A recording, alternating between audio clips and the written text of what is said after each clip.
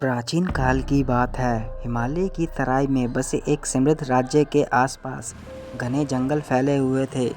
उन्हीं जंगलों में भस्मासुर नाम का एक भयानक राक्षस रहता था। वह अत्यंत बलशाली था, पर उससे भी अधिक उसकी लालसा और अहंकार था। भस्मासुर चाहता था कि पूरी पृथ्वी उसके चरणों में झुक जाए। देवता, मनुष्य, पशु सब उसके अंत से भयभीत थे। लेकिन भस्मासुर जानता था कि केवल शक्ति से नहीं, बल्कि किसी देवता के वरदान से ही वह अजय बन सकता है। इसलिए उसने कैलाश पर्वत पर जाकर भगवान शिव को प्रसन्न करने के लिए कठोर तपस्या शुरू की। भस्मासुर की तपस्या अत्यंत भयानक थी। वर्षों तक वह एक पैर पर खड़ा रहकर अन्न जल त्याग दिया, शरीर पर भस्म लपेट ली। उसकी तपस्या से धरती कांपने लगी। देवता घबरा गए। अंत करुणामूर्ति भगवान शिव प्रकट हुए। शिवजी ने शांत स्वर में पूछा, वत्स, तुम्हारी तपस्या का उद्देश्य क्या है? अहंकार से भरे भस्मासुर ने कहा, मुझे ऐसा वरदान चाहिए कि मैं जिसके सर पर हाथ रखूं वह तुरंत भस्म हो जाए।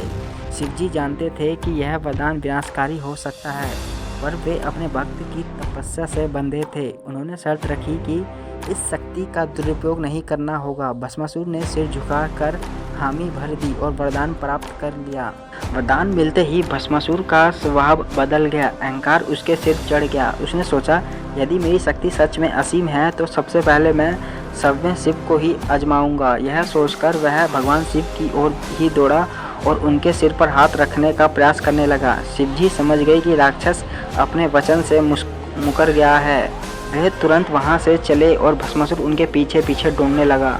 तीनों लोक में हाहाकार मच गया। देवता विष्णु के पास पहुंचे और रक्षा की प्रार्थना की।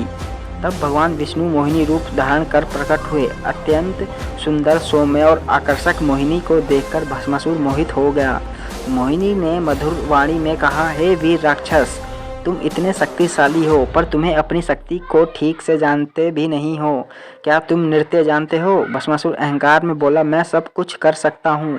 मोहिनी ने नृत्य करना शुरू किया और कहा, जो जैसा मैं करूं वैसा तुम भी करो। नृत्य के दौरान मोहिनी ने अपने हाथों को सिर पर रखा। भस्मासुर बिना सोचे समझे मोहिनी की नकल करते हुए अपने ही सिर पर हाथ रख बैठा।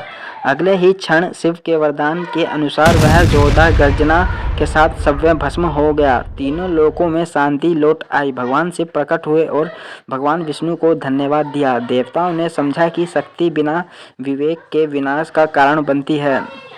इस कथा से हमें यह शिक्षा मिलती है कि अहंकार सबसे बड़ा राक्षस है।